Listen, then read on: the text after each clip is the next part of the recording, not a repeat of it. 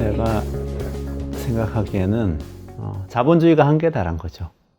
자본주의 시장 경제가 고도 성장을 구가해 왔는데 일단 기술적으로 굉장히 많이 발전하면서 좀 역설적으로 독점이 굉장히 심화됐어요. 그래서 전 세계적으로 보면 구글이라든지 아마존이라든지 이런 인터넷 기업들, 새로운 기업들이죠. 이런 플랫폼 기업들이기도 한데 이들이 사실상 시장을 독과점하는 체제로 점점 바뀌고 있어요. 근데 자본주의 시장 경제는 원래 경쟁을 미덕으로 하고 있었거든요. 경쟁을 통해서 효율화되면서 구조조정도 되고 경쟁력 있는 기업도 골라내어지고 경쟁력 있는 기업들이 고용도 더 많이 하고 그러면서 발전하는 게 자본주의 모델이었어요. 근데 지금은 독점화가 너무 심해져서 그런 모델이 붕괴되게 된 거죠. 그러면서 파생되어서 여러 가지 문제가 다시 나타나요. 가장 크게 나타나는 건 고용의 위기고요.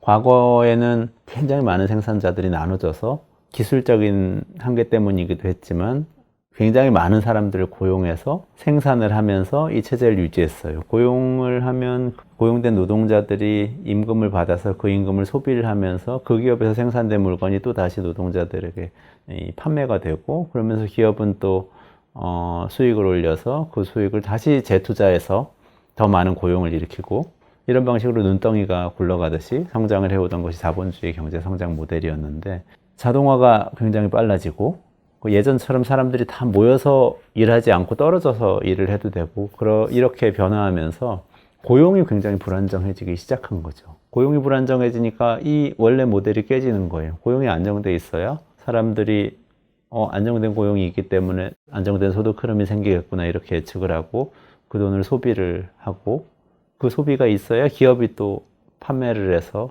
매출을 일으켜서 그 돈으로 다시 투자를 해서 또 고용을 일으키는데 이 고리가 깨지니까 이 체제 전체가 좀 문제가 생기는 거죠. 또 다른 한면에서는 너무 독점이 심화되니까 이 독점 기업들이 굉장히 효율적으로 움직이거든요. 그러다 보니까 과거처럼 고용을 또 늘릴 필요가 없게 되는 문제도 생겨요.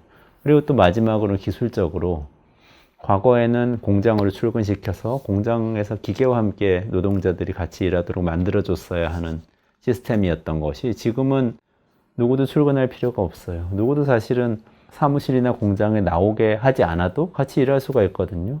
서울에 있는 기업이 예를 들면 케냐 나이로비에 있는 디자이너하고 같이 일할 수 있어요. 그냥 인터넷으로 플랫폼에다가 주문을 넣고 주문을 받는 어떤 디자이너가 이 일을 해주면 되거든요. 이런 사회에서는 기업이 고용을 더 늘릴 필요가 없게 되죠. 사람들이 계속 일을 하기는 합니다. 그렇지만 기업이 안정적 고용을 제공하지 않기 때문에 원래의 그 전제 조건, 노동자가 임금을 받아서 소비를 하고 그것 때문에 기업이 계속 매출을 일으키고 투자를 하는 이 고리가 형성되지 않죠. 이런 것들 때문에 굉장히 많은 이 혼란과 위기가 생긴다고 저자가 이 책에서 얘기를 하고 있어요. 근데 이게 외형적으로 드러나는 것은 이런 방식으로 드러납니다. 소득 불평등이 굉장히 심해져요.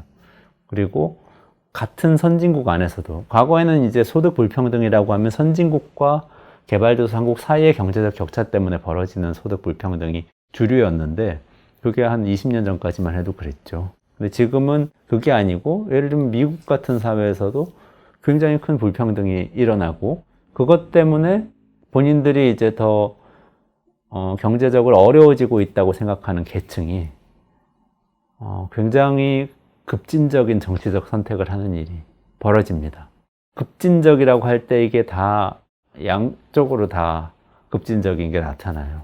우파 급진주의도 있고 좌파 급진주의도 있게 되는데 예를 들면 우파 급진주의는 인종주의라든지 지나친 국수주의라든지 보호무역주의라든지 이런 식으로 많이 나타나고 그게 트럼프주의이고 또 유럽으로 가면은 극우 정당들이 보여주고 있는 정치이고 그렇습니다. 그들의 인기가 굉장히 과거에 비해서는 굉장히 많이 올라갔죠. 도널드 트럼프 같은 경우는 미국 대통령이 되기까지 했었고 이런 움직임이 진보적인 쪽에서도 나타납니다. 이쪽에서는 예를 들면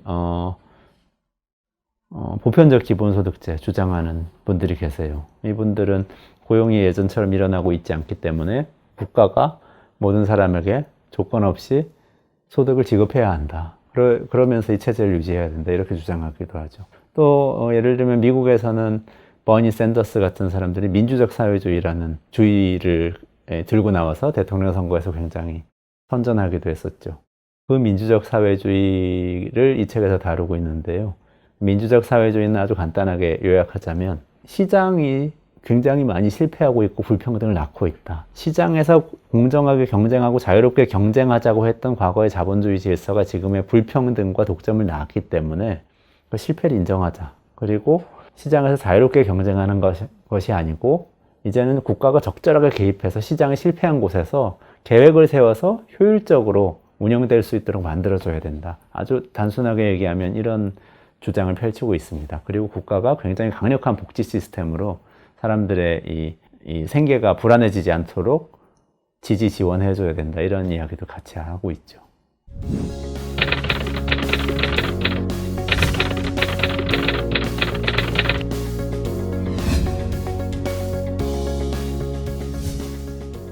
자본주의 자체가 한계에 다다랐기 때문에 그런데 여기 이렇게 이 책의 지은이도 설명을 하고 있는 부분인데요. 이게 어떤 거냐면 생산이 사회화된다는 거예요. 지금 우리나라에 살고 있는 사람 중에서 혼자서 무인도에 떨어졌을 때 먹고 살 수 있는 사람이 있나요? 아마 한 명도 없을 거예요. 뭐 먹고 살 수는 있을 수도 있는데 원시인처럼 살아야 되겠죠. 지금 우리가 누리고 있는, 우리가 생산하고 있는 자본주의의 번영을 전혀 누릴 수가 없거든요. 근데 이게 원래 그런 거냐? 인간이 원래 그렇게 사는 거냐? 그렇지 않았거든요. 과거에는 본인이 자기 땅에서 농사를 지어서 그걸로 먹었고요. 그리고 본인이 가족들끼리 그냥 같이 술 마시고 노래 부르면서 놀았고요. 그렇게 살았어요. 본인이 지은 집에서 자기가 살았고. 근데 지금은 집도 내가 못 지어요. 노래도 텔레비전으로, 인터넷으로, 공연으로 다 더 잘 부르는 사람들 노래를 듣죠. 아주 결정적으로는 먹을 거는 내가 만들 수가 없어요. 어느 하나도. 그리고 우리가 굉장히 많은 시간을 보내는 많은 물건들, 스마트폰, 텔레비전, 자동차, 만들 수 있는 게 하나도 없어요. 생산이라는 것은 원래 개인 또는 가구 또는 하나의 이 지역 공동체가 할 수 있는 어떤 것이었는데, 그거를 점점 더 사회 전체가 달려들어야만 만들 수 있는 것으로, 할 수 있는 것으로 만드는 게 자본주의였습니다. 처음에는 마을 공동체가 농사를 지으면서 생산을 하던 것을 넓혀서 국가 공동체를 만들어서 국가 안에서 공장도 짓고 고용도 하고 그러면서 시장이 생겨서 거래를 할 수 있게 만들게 되었고, 지금은 이게 글로벌화 돼서요. 심지어 하나의 국가가 스스로 만들 수 있는 물건도 많지 않아요. 스마트폰 하나 만들려면은 굉장히 많은 나라들이 달려들어야 되죠. 한국에서 반도체를 만들고, LCD를 만들고, 그리고 중국에서 조립하고, 미국에서 디자인을 하고, 이런 식으로 만들어야 되잖아요. 이게 생산이 사회화됐다고 그럽니다. 근데 문제는 뭐냐면, 생산이 이렇게 사회화됐는데, 또 한편에서는 굉장히 또 독점화되는 거예요. 사회 전체가 달려들어야 뭔가를 만들 수 있게 되었는데, 소유는 독점 기업이 다 하게 되고 여기서 만들어진 과실을 독점적으로 가져가게 되는 구조가 점점 더 고착화되고 있어요.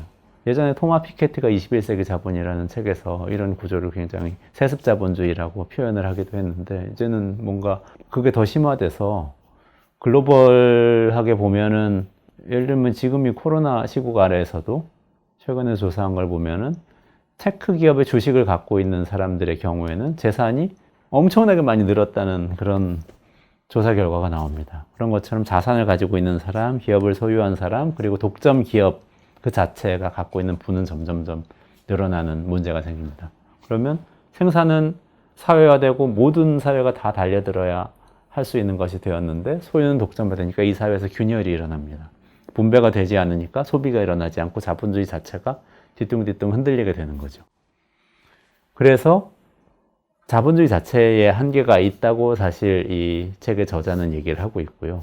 이것을 고치려면 이 안에서는 고치기가 굉장히 어렵고 다른 접근을 해야 되는데, 차라리 생산이 사회화되어 있으니까 사회화된 생산을 효율적으로 하고 제대로 분배할 수 있게 하기 위해서 국가가 좀 더 개입해야 한다 라고 이 지은이는 주장을 하고 있는 거죠. 그러면 이게 자본주의에서 조금 다른 것이 되는데, 그것을 민주적 사회주의라고 부르고 있는 거죠. 기업은 독점화되고 기업이 고용을 직접 창출해야 될 요인은 점점 줄어드니까 기술이라든지 뭐 이 노동 유연화 때문에 기업의 동기가 좀 줄어드니까 임금 노동자들이 점점 더 소외되는 현상이 벌어지는 거죠. 임금 노동자들이 그러면 이 자본주의 원래 체제에서는 대량 구매를 해줘야 되는 그런 잠재적 소비자군이에요. 이분들이 사줘야 이 사회화된 생산이 제대로 굴러갈 수가 있는데 독점화되면서 오히려 이 소비자군이 사라지게 되는 이런 딜레마에 자본주의가 봉착을 하게 된 거죠. 이게 자본주의가 갖게 된 한계가 된 것이고, 저자는 여기서 국가가 개입해서 이 노동자들에게 구매력을 주는 일도 국가가 해야 되고, 그리고 이 사회화된 생산을 효율적으로 계획해서 하는 일도 국가가 개입해서 좀 더 해야 된다고 그렇게 주장을 하고 있습니다.